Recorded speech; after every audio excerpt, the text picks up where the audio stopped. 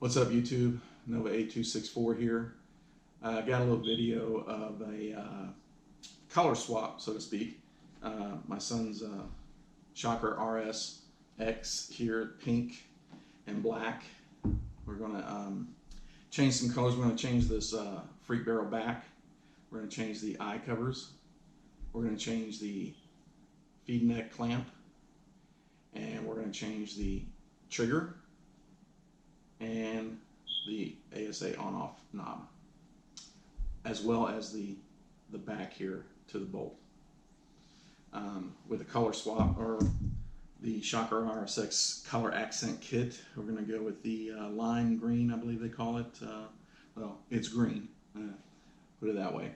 I'm sorry, it says here it's slime green. We're going to do that, see how it looks, kind of give it that watermelon look, so to speak. This is my son's gun and his watermelon barrel sleeve there. So with that being said, we'll get right into it and start swapping parts out. All right, YouTube, we're going to start here with the trigger. I have already, first of all, you need just 2 wrenches, 2 Allen wrenches. You need a 5/64 and a 3/32. It's only 2 you need.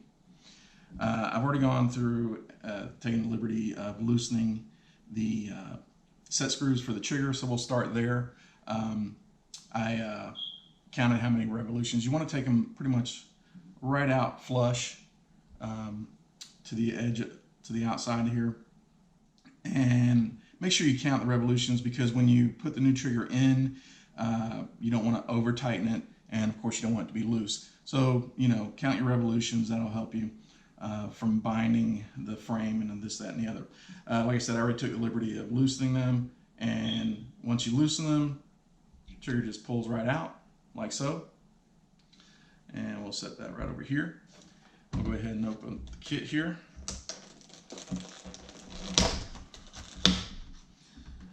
Okay, now the trigger already comes with the set screws for adjustment, your 4 set screws, and with the bearings already pressed in.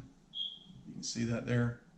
I'm using my GoPro for this video, so I don't have a monitor screen to see if you can see that, but hopefully you can see that. 2 screws there, set screw there, and then your bearings.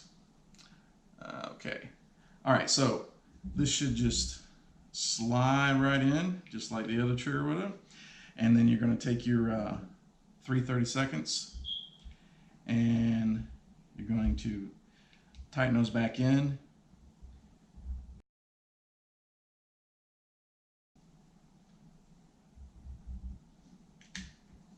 Okay, so there's some wobble. I'm going to tighten until we start to, the wobble's taken out. But we still have free motion. All right. And like I said, this is my son's gun, so he'll have to adjust his set screws, his post-travel, pre-travel, all the resistance and all that to his liking. But that feels to be good and tight. Not too loose, maybe just, yeah, right there. Okay, so that's the trigger. I feel the trigger is probably the one that requires the most attention. The second most attention is going to be the back cap here. So you just pop it, pull it out, and what we're going to do is we're simply going to hold it here, and we're just going to push in, because there's a spring there. If you have a Shocker, you know about this, and we're going to push in and unscrew it and make sure that it doesn't pop all the way off and lose that spring. So push in a little bit and get it started unscrewing, all the while making sure that you don't let that spring fly off there. So the back cap comes off. We get the new cap. New cap has the stopper bumper in it. yeah, I found I have to be careful with what I say because the camera wants to do its thing by shutting down or firing up. I had to use different words that. Okay, so anyway, so to put this back on, you just want to make sure that you push it in and you get it screwed on there, and this spring is not in a bind, so to speak. And you'll know when you go to put it back on because there'll probably be a gap on the back part here. It probably won't go flush. If it doesn't go flush, then just back the cap back off and try and reset it. So we got that on. Nice and flush right there. So we're good there. Next, we'll do the feed tube clamping lever. And again, we'll need 30 seconds. And we'll simply unscrew it here. There's a few parts here. You've got a brass nut, so to speak. You got a little plastic bumper stop, so kind of thing to keep the metal clamp from rubbing on your metal here and actually scratching the anodize. Now this little bump stop here it's real difficult probably for you to see, but it's shaped, curved with, yeah, it's really difficult to see. But one side's a little more curved than the other, and there is a reason for that. So it goes in one way. Okay, so this fell out, and your two pieces came apart. So that we don't need, but we do need the little brass fitting right here because that's what the screw is going to screw into. So we'll get our other fitting, and there's no hole on this side, but of course this is where it goes in, and you want to kind of position it so that that hole is going to be accessible for the screw. All right, so we'll take and put this right here. Actually, it's a little trickier than that. Get our little plastic bumper and put it on. We're gonna try and set our, yeah, so I have to kind of be careful with it.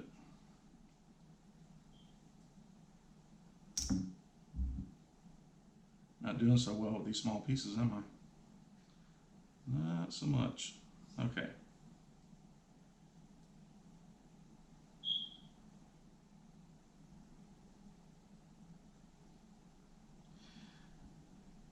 All right, so we'll get that set there and we'll start turning our screw in and get it to screw into the brass piece.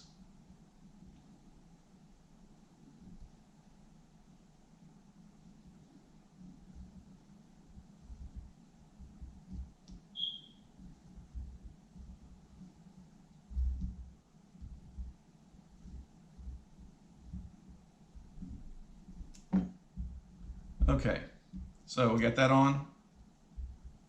Okay, we're not going to go too tight with it, maybe a little bit tighter. Obviously, you don't want to readjust it for when you put your hopper on there, or your loader. All right, moves freely, that's what we want. Okay, so we got that. Next is going to be the ASA knob, on-off knob. This one's super easy. You just pull that out, unscrew it, pull it out, and then screw your new one in.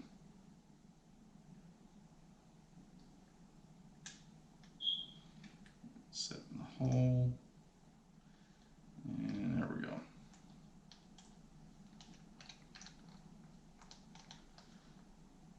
All right, that's all the way flush.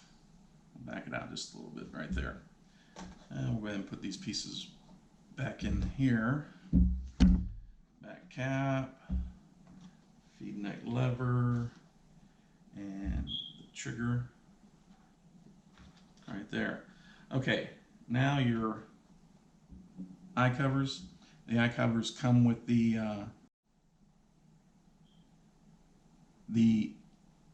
eye covers come with the detents. So for this, we're going to need our 5/64 wrench. Simply unscrew it here. I'm going to go ahead and take the barrel off because it's easier to pop these detents out by sticking your finger through the breech right there.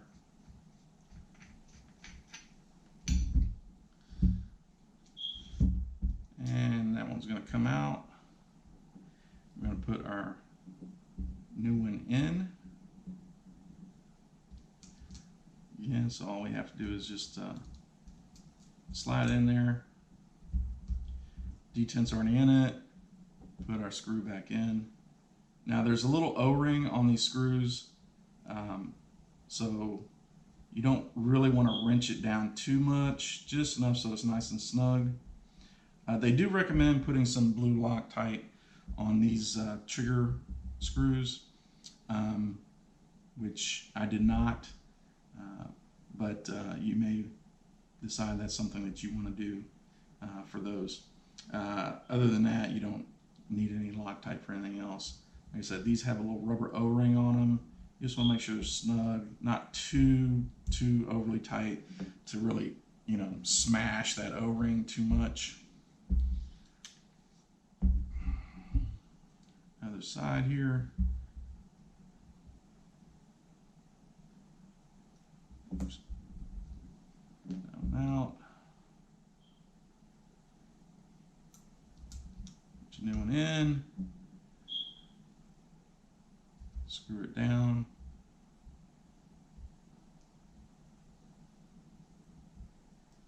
Again, not too tight, just snug.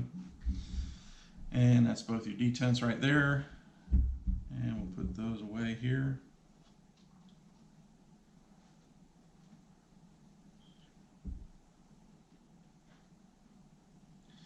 And of course, the last thing is probably the easiest one, and that is your barrel back.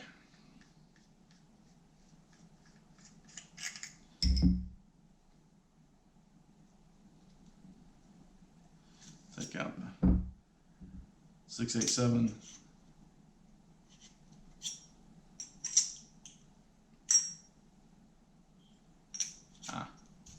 The O-ring, I forgot. Okay.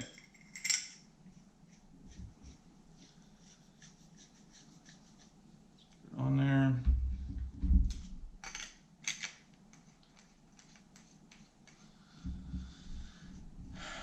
And that is going to be your slime green color accents on a stock pink Shocker RSX. I think it looks pretty good on there. Nice color combo. I'm sure he'll probably want to change this right here. He may not. But I really like that color combination right there.